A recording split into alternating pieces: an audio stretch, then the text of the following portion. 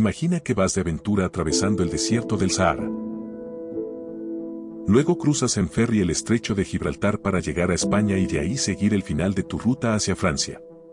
Cruzas la frontera por los gélidos Pirineos y luego continúas hacia el norte bordeando la costa francesa hasta llegar a la Bretaña, donde decides pasar la noche en un pequeño y pintoresco pueblo llamado Rochefort-en-Terre.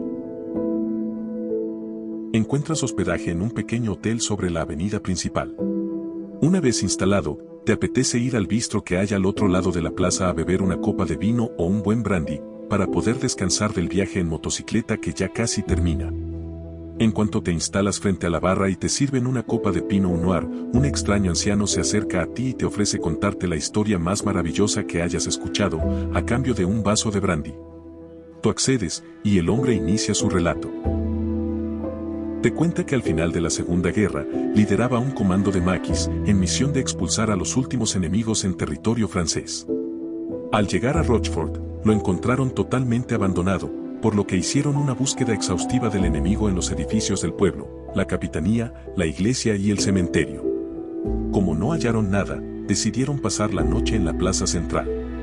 Mientras descansaban, fueron sorprendidos por los gritos de uno de ellos, que regresaba de una caminata. Les informó que al otro lado del pueblo, había encontrado el escondite del enemigo. Allá fueron, y se encontraron con un pequeño pozo abandonado y seco.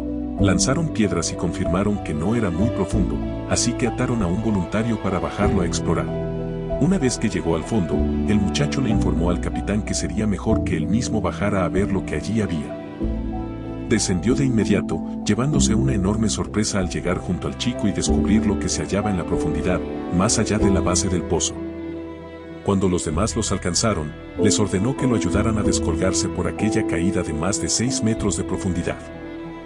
Y así llegó a la increíble metrópoli subterránea.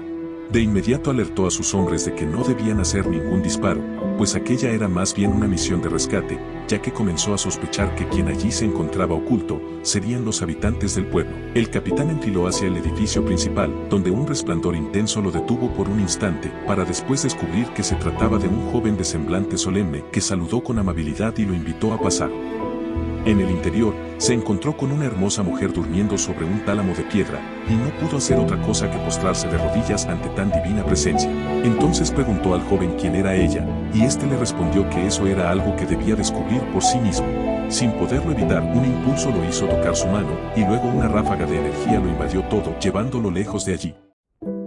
Así llegó hasta Jerusalén, para ser testigo de la partida de Magdalena con un hijo de la mano y otro en el vientre, escapando de los celotas que habían jurado acabar con el legado de Jesús. Pudo sentir su miedo en carne propia, al cruzar desiertos y mares, y la nueva esperanza al arribar a la provincia sur de la Galia, donde se asentó durante varios largos y angustiosos meses, hasta que finalmente pudo ver nacer a su hija Sara, quien la llenó de fuerza y de esperanza para soportar hasta el regreso de Gabriel, que llegó por ellos para conducirlos hacia el norte, lejos del alcance del imperio y de los celotas, y donde se habría preparado todo para el reencuentro. Ahí vio crecer a Efraín y a Sara y un día Gabriel apareció para conducirlos al recinto donde esperarían, en un sueño maravilloso, hasta el tiempo en que Jesús volvería. Así fue que el capitán se enteró de que Magdalena, Sara y Efraín han permanecido en sus lugares por casi 2000 años. Semejante revelación lo hizo sentirse el más impuro de los hombres, así que salió del palacio de inmediato, en busca de sus soldados, pero no los encontró por ningún lado y temió lo peor. Entonces trepó para salir y la cuerda se reventó en sus manos, como si la hubieran cambiado por una muy vieja. Al llegar al pozo, la otra cuerda también había desaparecido. Pensó que sus hombres habrían escapado con algún tesoro de las divinas personas y comenzó a escalar por los muros para darles alcance. Al llegar a la superficie, le sorprendió encontrarse empapado, como si el pozo seco se hubiera llenado de agua en un instante. Además, el pueblo, la noche anterior abandonado, ahora rebosaba de vida. Una mujer que se acercaba con un balde al pozo, al verlo armado, huyó aprisa con grandes gritos, lo que hizo que una terrible punzada, aunada a la confusión, se clavaran en su cabeza, haciéndole perder el sentido. Días después, el capitán despertó en el hospital del pueblo, donde le sorprendió descubrir que su reloj se había detenido 15 minutos exactamente después de su descenso al pozo. La enfermera le dio la hora, y el capitán preguntó la fecha. Era el 12 de julio de 1959, habían pasado 15 años desde la noche anterior. 15, igual que el número de minutos que estuvo en el santuario. Semanas más tarde, el capitán finalmente se decidió a salir del pueblo y se encontró con un mundo muy distinto al que él había dejado. Intentó volver en busca de los suyos, pero al llegar a su pueblo, un anciano vecino de la zona le informó que esa casa se hallaba abandonada desde el final de la guerra, que nadie nunca la había reclamado. Entendió que ahora solo le quedaba un único propósito en la vida, y regresó a Rochefort para quedarse desde ese día. Esa fue la historia que el anciano capitán de los maquis te contó esa noche. Te despides, cansado, pagas los tragos y te dispones a regresar a tu habitación del hotel. Entonces ves entrar a 3 muchachos al visto. En un principio no parece nada extraño, hasta que piensas que lucen como los rebeldes que lucharon contra la ocupación alemana.